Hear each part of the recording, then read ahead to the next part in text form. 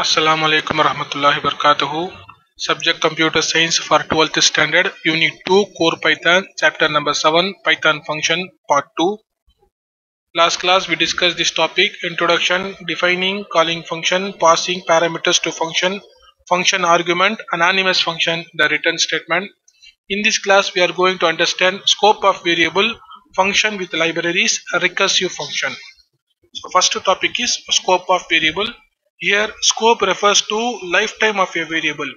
So lifetime of the variable is depends on the area where we declare the variable.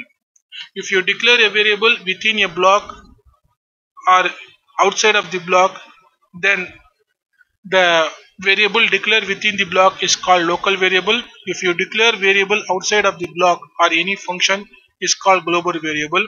So local variable can only access within the block or function.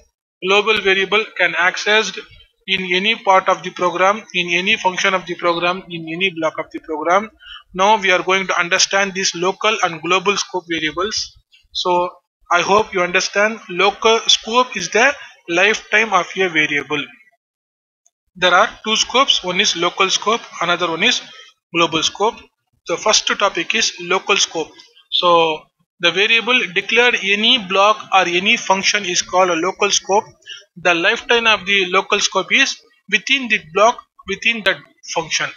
After that block execution is completed, we cannot use that variable. After the completion of the block, we cannot use the variable, because the variable is uh, terminated there itself within the block or function. We can understand this local scope from the example 7.9. Now I am going to open the program 7.9.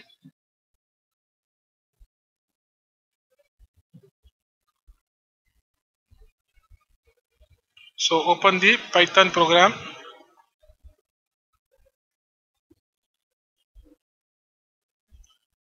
The first function in the scope variable is local scope variable is 7.9. Open program 7.9. So here you can see a function is declared, namely LOC, where a variable is declared y is equal to 0. So y is declared within the function. So this variable is called local variable or local scope variable. We cannot use this y variable outside of the function, but in this program we use this variable in this statement print y. So when we run this program, there was an error. So here you can see 0 is displayed on the screen because of this statement print y. So this y statement use this variable local variable. So this statement is used within this LOC function. So this statement can use y function, y variable, but here this print statement use the variable y, which was not declared in the global area. See in the error you can see name error, name y is not defined. It means there was no variable namely y. So because y is declared within the function, so this lifetime of this variable is within the function. Next next concept is global function. So when we declare a variable outside of any block or a function is called global function. This is the simple concept. When you declare a variable within a function, then it becomes local scope. Then the lifetime of the local variable is up to that function. When you declare a variable outside of any function or outside of any block, then this variable become global variable. So when you use a global variable, there was a keyword called global, which is also used. So first we discuss how to declare a global variable, and then understand how to change the global variable value, and then understand working with variable from 4 programs. Now first program 7.0 is going to open here. 7.10. In this program you can see a variable is declared outside of function block, that is the function block is add. You can see the variable is declared outside of this function block. Then this variable is called global variable. So global variable can be accessed within the function, but local variable cannot access outside of the function or outside of the block. So when I run this program, you can see the output 1 is displayed on the screen because the value of C is 1. The value of C is accessed here within the function. Add function is called here. There was no error because C is the global function. So if you declared now, if you want to print the same value in the outside of function statement, then you can add this line. So print C. I used to print a value of C 2 times. Number 1 within the function, number 2 within outside of the function. You can see there was no error. 2 times the value of the C is printed on the screen. So we can access the global function within the function as well as outside of the function. So these types of variable is called global variables. Now we are going to understand the second concept, changing the value of the global variable from program 7.11. So open the program 7.11. Here you can see global variable declared C is equal to 1. In the add function we use the keyword called global C. After that we change the value of C by simply adding the value 2, and then we display the value of C on the screen. So first I run this program. You can see the output. The value of the C is incremented by 2 and display on the screen. If you remove the statement global C from the program, so now I remove the statement global C program. Now I run the program. You can see an error, that is unbound local error. Local variable C reference before assignment. That means we can use global variable within the function, outside of the function, but if you want to change the value of the global variable within a function, then you must use the keyword called global C. Global C. So it means C is the global variable. That's why we are using the variable name C here. If the variable number is Y, then you should give the variable name here Y. So you should use global keyword before the global variable. So if you want to change the value C is equal to C plus 1, C plus 2 statement outside the function, then what will happen? So now I am going to remove this 2 statement from the add function. Now I am changing the value of global variable outside of the function. Now I am going to run the program. You can see there was no error. The value of C is printed in here 1. After increment, if you want to print the value of the C, you can use this statement here. So the value of C is incremented by 2 and printed on the screen 3, but these 2 statements are used outside of the function. Here there is no condition to use global keyword because the function, this variable is already a global variable. Now we are using this global variable in the program, not within the block. So if you want to change the global variable within the function or block, then you should use global keyword before the global variable name, and then you can change the value of the global variable. So if you want to change the value of the global variable outside the function or block, there is no necessary to use the global keyword. So this is the concept of global keyword. I hope you understand this concept, global keyword concept. So global C, you should give the space. So you can see the output 3. So next program for global scope is working with the global and local variables. So In the same time, we can use global and local scope variables in a program. We can understand this concept from the program 7.2. In this program, you can see two variables are declared. One is x, which one is a global variable because it was declared outside a function. Another variable is y. The y is the local variable because it was declared within the LOC function. So I'm here in this program. We are using a global keyword before the global function, global variable called x, because this variable is going to change. The value of the global variable is going to change here. So value of the global variable is multiplied by 2 and displayed on the screen. Now you can see the output. X is equal to 16, that is the global variable, and local string is printed on the screen because the value of the y is local. So y is the local variable. So you can understand the local and global variables here.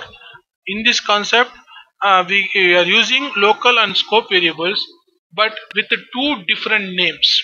In the next concept, we are going to understand how to use the global and local variable with the same name. So in the next program, we are going to understand how to use the same name for global and local scope variable. So 7.13. In this program, you can see x is equal to 5, x is equal to 10. I use the x name two times, one outside of the function, another one is inside a function.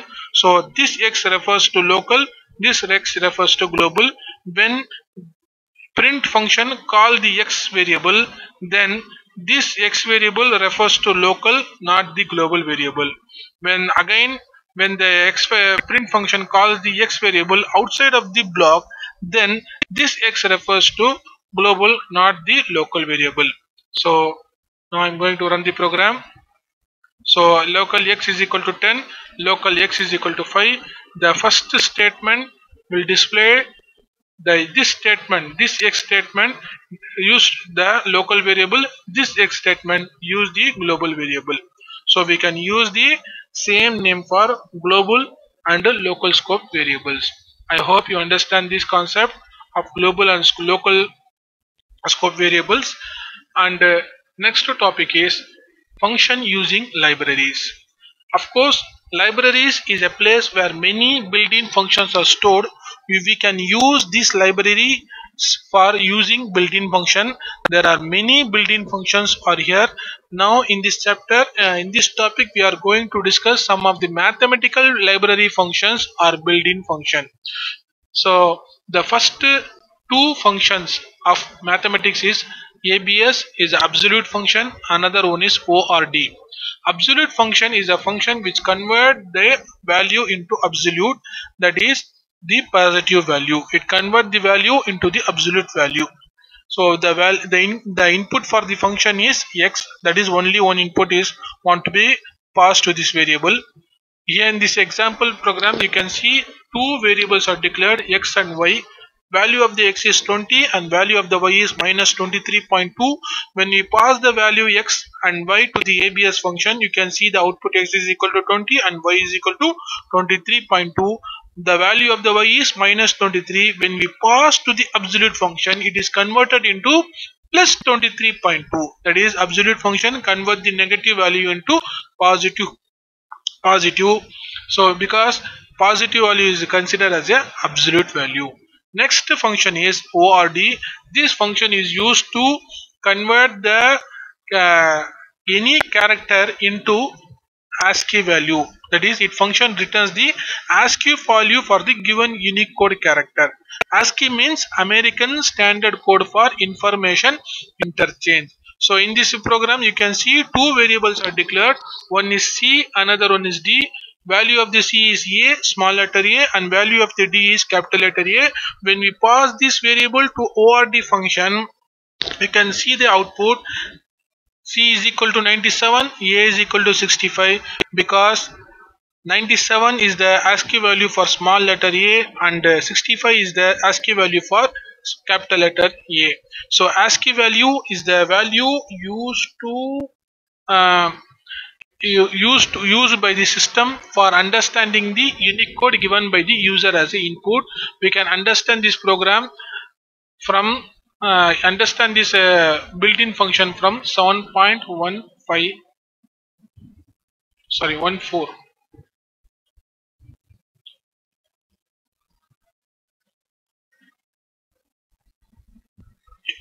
So in the first line you can see a new command called import. This import keyword is used to import the libraries. So in this program I imported the library called math. So in math library there was many built-in function, which I already told you. So there are many built-in functions are here.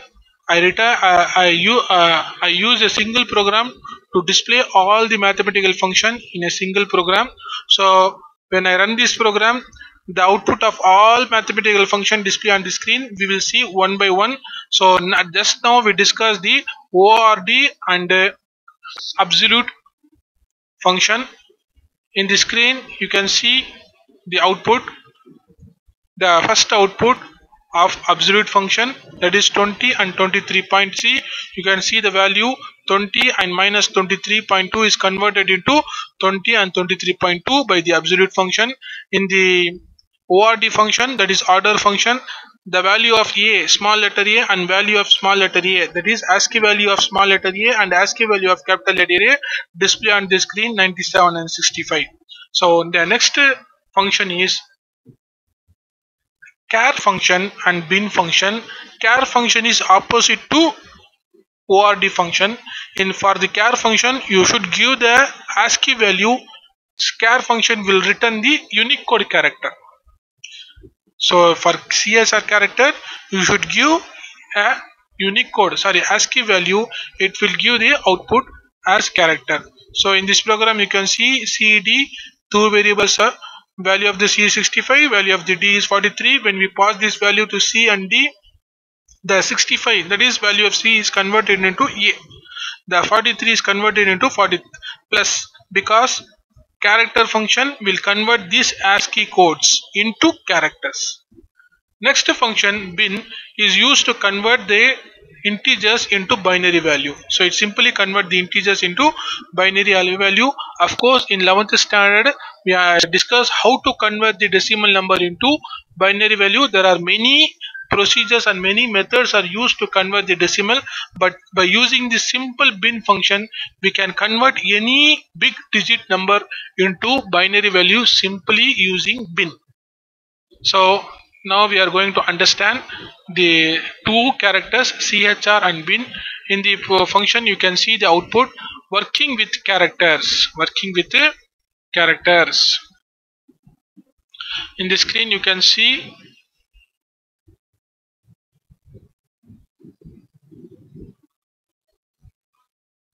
working with characters, return the output A plus. So next working with bin value, return the 1111 and 110101 for the 101 inputs. So next function is type function and ID function. So type function will return the data type of any object. ID function will return the address of any variable. So type function will return the data type of any function. Of course, like C++, we don't. There is no necessary to give the data type for any variable when we declare a variable. In the Python program, we simply declare a variable and we can give any value to the variable. The data type will automatically interrupted by the Python. So here in this program you can see three variables are declared: x is equal to 15.2, y is equal to small letter a within single quotation, s is equal to true without single quotation. When we use these three variable in type function, you can see the output for x float, for y str, for s bool. So float is the data type of the 15.2 because this value can consider the decimal point, that is floating point. Str is written here because the value is string. because we use a single quotation for string values in Python. Now for the s variable, the value is bool because we are using a true value without a single quotation. So true value is used to return the boolean value for boolean values. So we can use either true or false. In the next program, you can see x and y are two variables declared, and x value is passed to id function and y value is passed to the id function. You can see the id function returns this digit, number of digits. This is called address. In program, for accessing a variable, programmers use variable name, but CPU use address of the variable. Whenever we create a variable, the unique address is declared to that variable by the CPU. Based upon the address of the CPU, based upon the address of the variable, CPU access the value of the variable. So this is the standard address given by the CPU. This address may vary from computer to computer. Now we are going to see the output of this type and id function. Here you can see type function return float str bool. Working with id function returns the 17131. You can see the variation here because address is vary from system to system. The address of the memory may vary from variable to variable. So next function is min max sum. So min max sum is the function related to list. What is list? List is a variable which can hold more than one values within the square bracket. So list is a variable or object which can hold many values, more than one values within the square bracket. It is just like array in C++. In this program you can see my list is a variable created here with many values. There are 5 values here where we are using min max sum function for this for this list. So min function returns the minimum value from the list of values. Max function will return the maximum value from the list. Sum value will return the sum of list elements. So here you can see the output is 21 because from this 5 value of the list, 21 is the minimum. So the value 21 is returned by the min function. Here 98 is returned by max function because from these 5 values 19 is the maximum value. Here 280 is returned by sum function, the addition of these 5 values. Now we are going to see the output. Here you can see min of my list 21, maximum of my list 98, sum of my list 218. The same coding is used in this program. So now now we are going to understand the next library function called format function. This function is used to convert any integer into binary, octal, fixed. For this function we want to give 2 arguments. First is the value which want to be converted into different format. Second, after putting the comma, we should give the format specification. There are 3 format specification. One is B for binary, another one is O for octal, the third one is F for floating fixed point. So if you want to convert any integer into binary, then you should give the B within the single quotation as a second argument for format.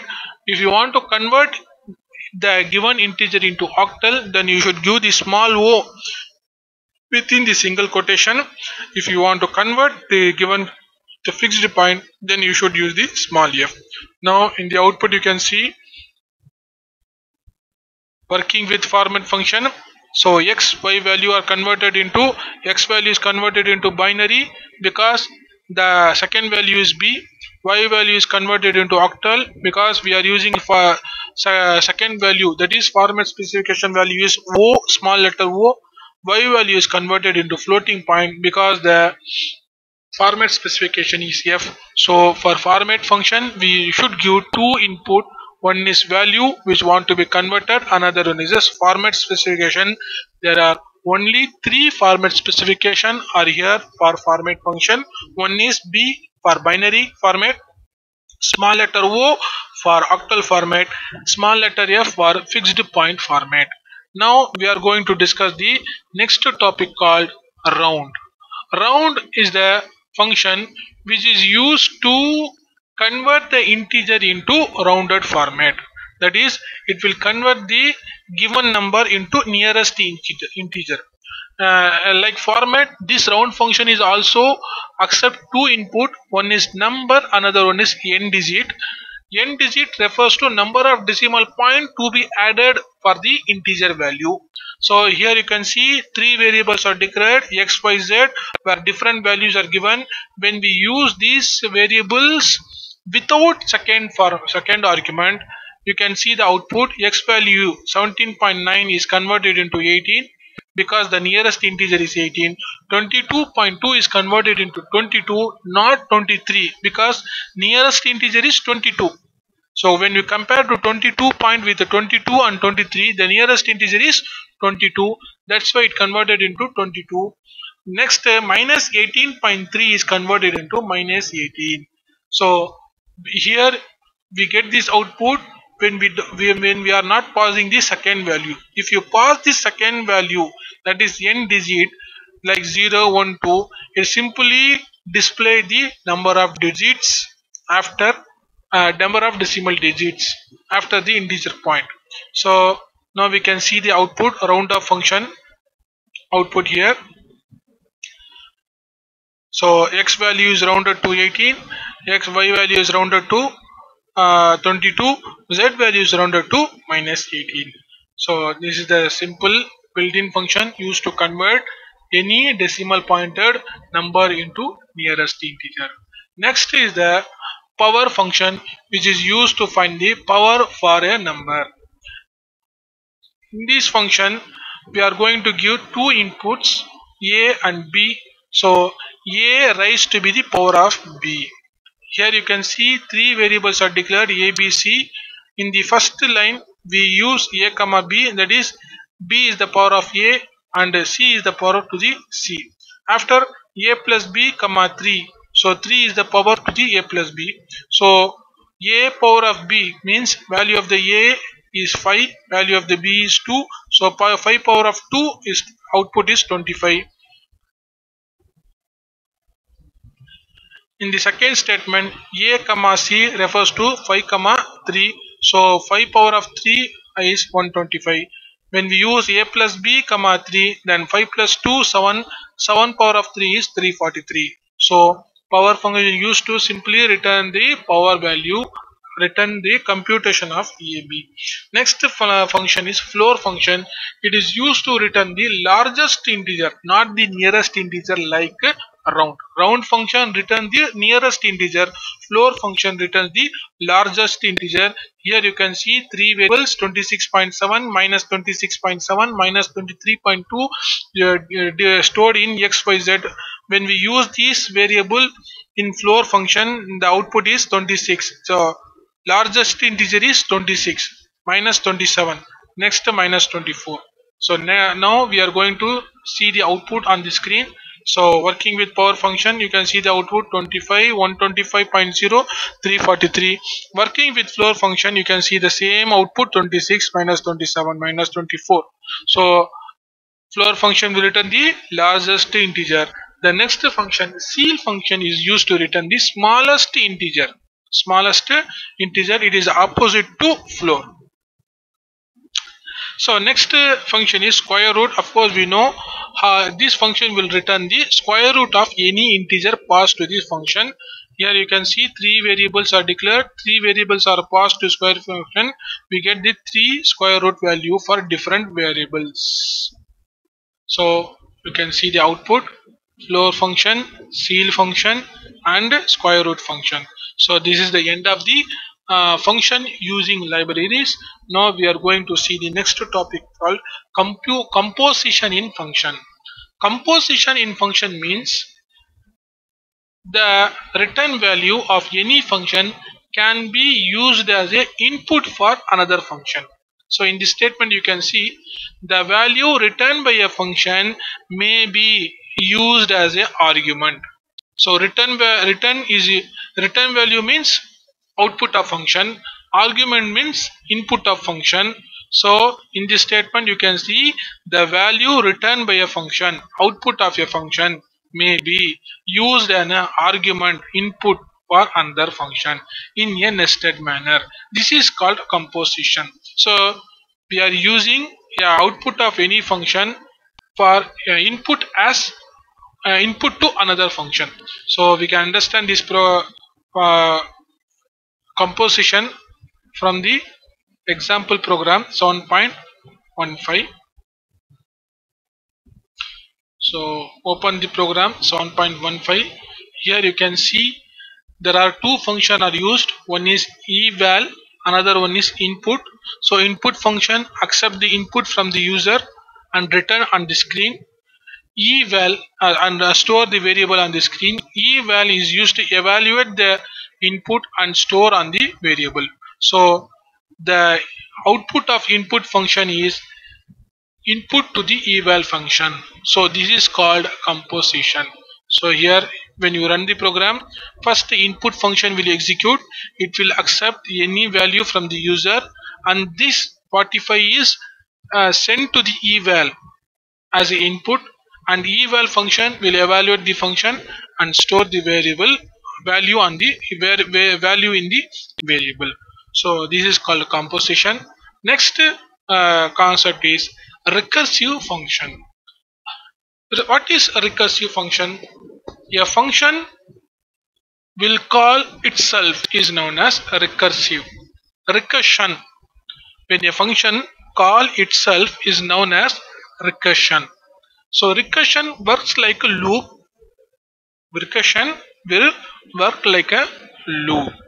When a function call itself, then this type of function are called recursive function.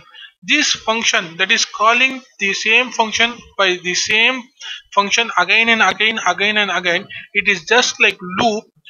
For terminating the loop, we use control condition in the loop. In the same way, for terminating the recursion process, we want to use a base condition.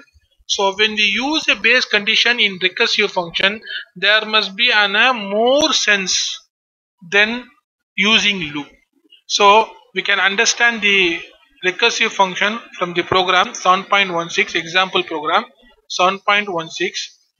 Here a program we can see a function is declared, namely fact, which is used to identify the factorial for any variable. Here you can see if alternative statement is used here.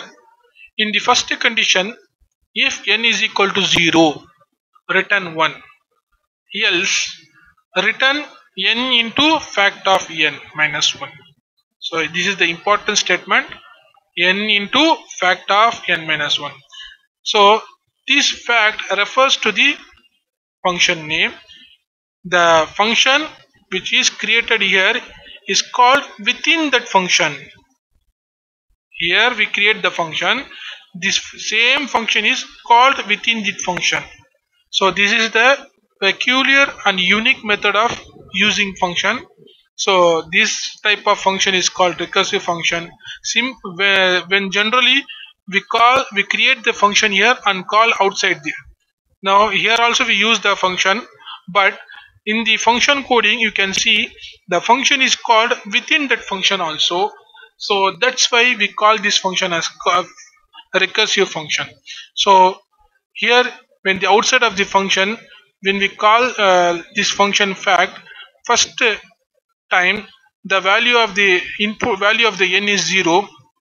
So when n is equal to 0, it will return 1 and terminate the function. When the value of n is 5, this condition is false, then it goes to else part, and the multiplication process starts from n. Each and every time the function calls the same function again and again. When the value is 5, the function call after the same function and return and give the input as 4. After second time it will give the input 3 and then give the input 2 and then it will give the input 1. So each and every time this function call the same function again and again, and each time it give the different value by reducing the given value n value from 5 to 0. When the value 5 is reduced to 0, then this recursive function will end. This is like a loop, but we are not using loop concept here. So this is called recursive function. Now you can see the output, and now I'm going to run the program. You can see the output. So 1, that is for first time the value of the fact is 0. Sorry, the value sent to the fact function is 0. So that's why the base condition is 2, the return value 1 executed and the function terminated. But when we call the second time, the input argument for fact function is 5.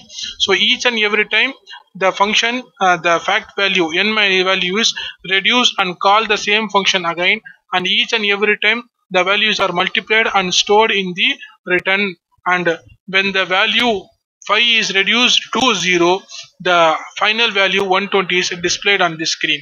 So this is the recursive function.